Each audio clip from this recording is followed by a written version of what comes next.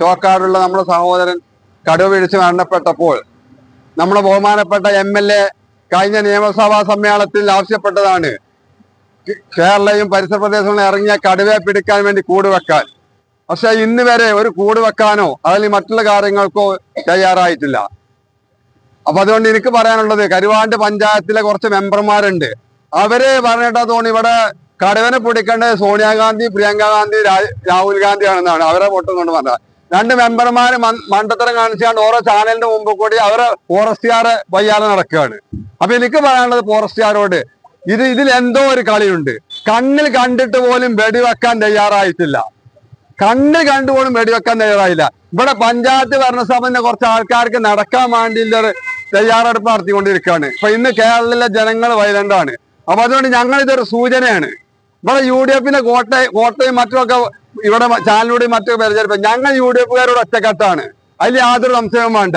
ഇവിടെ കാട്ടുമൃഗത്തെ വെടിവെക്കാനും ജനങ്ങൾക്ക് മറ്റുള്ള കാര്യങ്ങൾ ചെയ്തു കൊടുക്കാനാണ് ഇവിടെ പഞ്ചായത്ത് ഭരണസമിതി വേണ്ടത്. അല്ലാതെ ഫോറസ്റ്റുകാരെ വജ്ജാലെ പോയിങ്ങാണ്ട് ചാനലിലൂടെ ചർച്ച ചെയ്ത് നടക്കുന്ന കുറെ മണ്ടന്മാരായ മെമ്പർമാരുണ്ട് പഞ്ചായത്തിൽ. അതല്ല വേണ്ടത്. മനുഷ്യർക്ക് എന്താ വേണ്ടത്? ഇവിടെ MLA സൂചിപ്പിച്ചു. MLA കഴിഞ്ഞ ദിവസങ്ങളിൽ കാളികാവ് പഞ്ചായത്ത് ഭരണസമിതിയോട് ആവശ്യപ്പെട്ട എന്താണ്? അവിടുത്തെ ജനങ്ങൾക്ക്, കർഷകർ കഷ്ടപ്പെടുന്നവർക്ക്, ടാപ്പിന് പോകാൻ പറ്റാത്ത തൊഴിലാളികൾക്ക് സൗജന്യ റേഷനും സൗജന്യ കിറ്റും കൊടുക്കാൻ വേണ്ടി അവിടെ തീരുമാനിച്ചിട്ടുണ്ട്. ഈ മണ്ടന്മാരായ മെമ്പർമാര് ഈ ഫോറസ്റ്റുകാരെ തെക്കോട്ട് നടക്കാനല്ലാതെ എന്തെങ്കിലും ഒരു പദ്ധതി പഞ്ചായത്ത് തയ്യാറാക്കിയിട്ടുണ്ടോ? അതാണ് എനിക്കിവിടെ ചോദിക്കാനുള്ളത്. ഇവിടെ ധൈര്യമുണ്ടെങ്കിൽ മെമ്പർമാരെ ഞാൻ വെല്ലുവിളിക്കുന്നു. നാളെ തുടങ്ങി ഈ കർഷകർ ഇവിടെ നമ്മുടെ പാന്ത്ര മേഖലയിലും അതുപോലെ കൽക്കുണ്ട് മേഖലയിലൊക്കെ പണിയെടുക്കാൻ പോകാത്ത ഒരുപാട് ടാപ്പിംഗ് തൊഴിലാളികൾക്കുണ്ട്. അവർക്ക് എന്തെങ്കിലും കൊണ്ടേ കൊടുക്കാതെ ഫോറസ്റ്റുകാരെ വജ്ജാലെ വെടിവെക്കണ്ട എന്നാണ് കുറച്ച് മെമ്പർമാർ പോയി പറയുന്നത്. ഞങ്ങളൊരു കാര്യം സൂചിപ്പിക്കുകയാണ്.